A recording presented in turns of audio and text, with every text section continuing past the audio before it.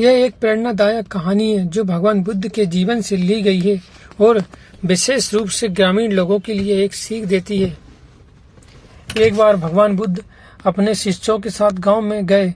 गांव के लोग बहुत गरीब थे और अपने कठिन जीवन से परेशान थे। गांव के एक बुजुर्ग ने भगवान बुद्ध से विनती की, भगवान हमारे पास बहुत समस्याएं हैं, खेतों में सूखा पड़ता है, कभी कभी बाढ़ आ जाती है और हमें बहुत कठिनाई से जीवन गुजारना पड़ता है।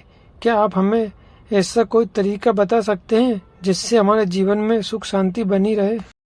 बुद्ध ने उन ग्रामीणों को एकत्र किया और उन्हें एक कहानी सुनाई।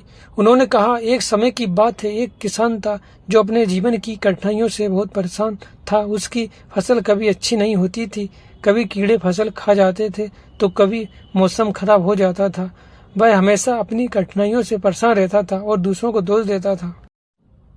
एक दिन वह एक संत के पास गया और उसने कहा, मुझे जीवन में सुख और शांति चाहिए, लेकिन मेरे पास केवल समस्याएं ही समस्या हैं।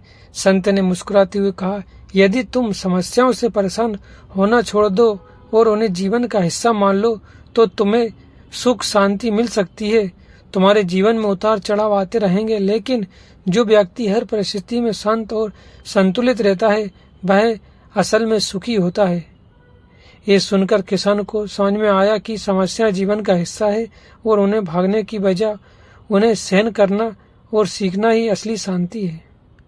बुद्ध ने ग्रामीणों से कहा, ठीक वैसे ही आप सबकी भी कठिनाइयां हैं, मौसम, फसल और अन्य मुश्किलें हमेशा रहेंगी, लेकिन अगर आप इन परिस्थितियों को जीवन का हिस्सा मानकर स्वीकार करेंगे और धैर्य रखेंगे तो आपको सच्ची शांति और संतोष मिलेगा।